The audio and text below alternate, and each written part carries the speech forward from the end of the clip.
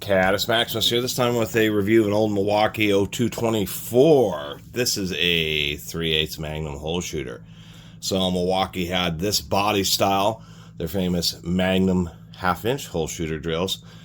And they also had their 0222s, which were their heavy-duty 3/8. Classic gray body Carpenter's drills. 1200 RPM, and so a little faster than a half-inch drill, but slower than a lot of general purpose 3/8 drills, which tend to be 2500 RPM in the last 20 years, 25 years, really.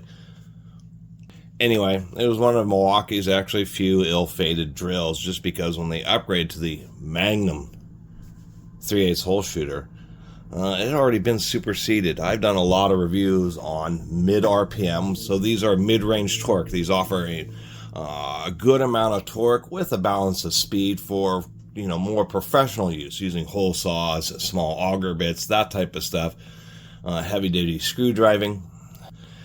And as far as the bad gears, Milwaukee gears aren't supposed to sound like that. That was a little bit better that way, but anybody who knows a Milwaukee tool, they generally have good gears. So the real issue with this is that it was just a bit weak, quite frankly. By the time this thing came out, so many manufacturers, from Porter Cable to Walt, even Bosch. This Bosch is 1100 RPM with a 4.8 amp motor. Like, this has a 575 watt motor, this has a 540 watt motor, and this is geared to 1100 RPM. So already the Carpenter's mid-speed range heavy-duty 3/8 drills were already more powerful than what Milwaukee had when they came out. The Milwaukee just put it in their bigger Magnum hole shooter body. They gave it a plastic gearbox instead of a metal gearbox. I guess the one saving grace is this is actually not a half-inch chuck.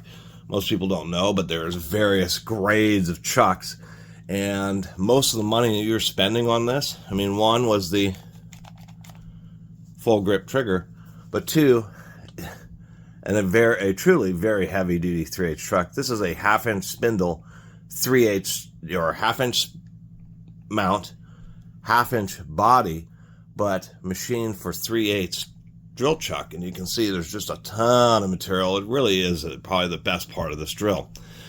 The worst part is, besides it being or the competition already being more powerful when Milwaukee came out with it, is the fact that it had undersized gears. Now, just to give you a quick we'll do a little demonstration here of what some more proper Milwaukee gears should sound like. Here we have an old 1200 watt Sawzall. So, that cord's stuck. Let's see here. It takes me a second to... Here we have an 1107. This is a triple reduction, truly heavy duty half-inch drill.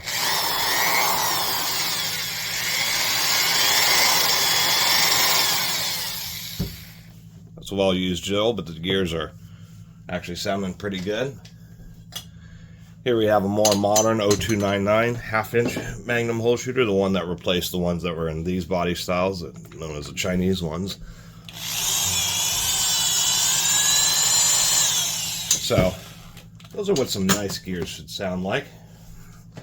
I'll find my cords here.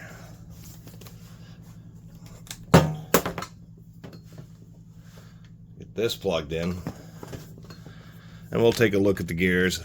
So I normally don't buy these kinds of tools because obviously they're already worn out, but people have asked, what's it kind of look like, a worn out drill or like a worn out Milwaukee, and this is a great example. Already kind of sounds like a box of rocks. And even though there is very little grease in the gearbox, that isn't the root cause.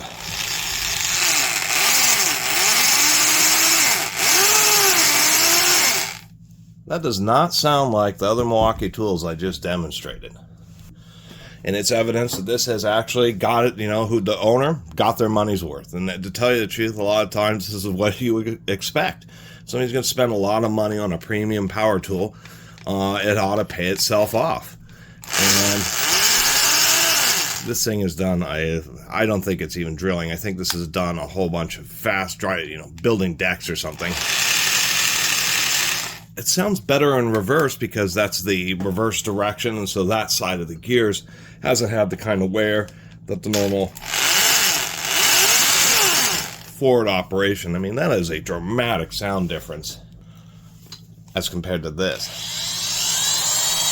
I mean, it's night and day.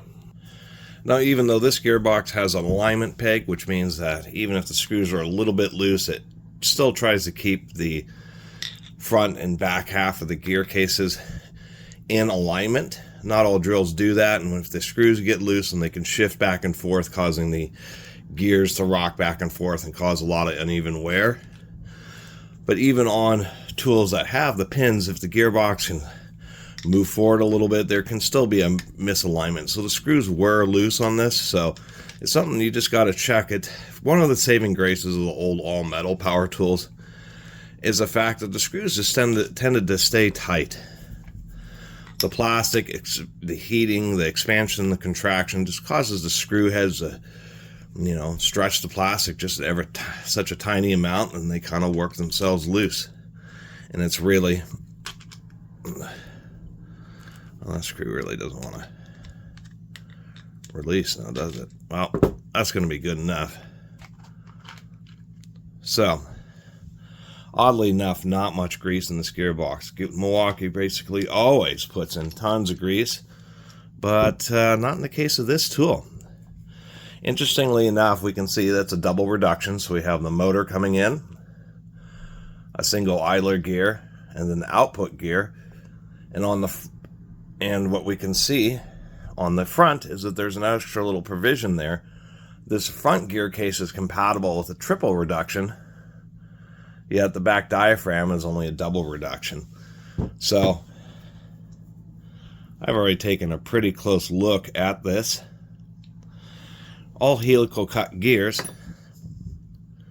And this is why I keep talking about how Milwaukee does it a little bit differently. When you have helical cut gears, that angle causes a bit of a thrust load. It kind of acts like screw threads, so as the gears are turning, they kind of want to push themselves apart.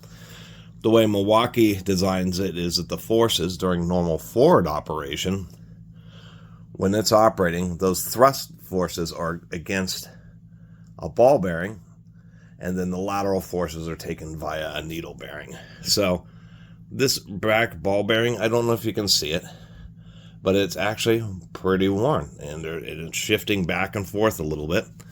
And I was looking through here, and we're going to have to get some big zoom.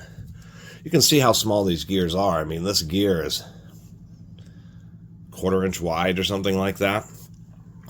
The output gear is just this little guy, and I think that's the crux of the issue, is that they just undersized the gears given the nature of this drill. So we're going to need some big zoom here. Really, really big zoom so you can really see it, these gears. So I'm trying not to get super greasy here. We can see that there is a pretty sharp edge on the secondary reduction. Pretty thick gear teeth, but you're probably already seeing that that's not where the root of the issue is. The root of the issue is that for some reason, maybe if now you can orientate it, you can see that there's a bunch of wear on the gear tips, particularly down here. You can see how it's curved in, and then there's a bit of a flat spot, and then it's curved out. And what this is surprisingly enough, evidence of overheating of the gears. And the reason that it would look so strange like that, why on earth? I mean, normally gears wear, helical or straight, they wear pretty evenly across the entire surface of the gear. So when you get wear like this, I mean, it's real distinctive. You can see the reflection there. Why it would wear so much on each end, and you can see there's like a little ridge, and that's why it sounds so bad, is that when they get real hot, the very edges of the gears, there's less like body, less surface area than there is right in the center. So as things get so hot that metals start to lose their temper and their heat treatment, it's going to be right at the edges where the most heat is, because it's able to concentrate there, less so towards the center of the center of mass. And so that's what I believe has happened here. These have just simply gotten so hot that they started, this drill was run ragged, that the edges of the gear teeth started losing their hardness. And so as it ran, they started disproportionately wearing compared to the center of the gear teeth. And that asymmetric wear just made this thing sound like a box of rocks. It sounds like the gears were broken, but they're actually not broken. If we turn it this way, it's really distinctive. You can see how the metal is just curved on each edge. If we look at the side profile, you can see the back side of the gear still has like a more normal profile. And then on some of these, like on the front side here, look at that. It's like a chisel tip. This one, look how flattened that is. If we turn it, we can see it kind of returns to more of a normal shape towards the center. These are just simply, that one's really pretty bad. And you can see how much material has been pushed up and rolled over. That is what a well-used and even arguably abused drill motor looks like.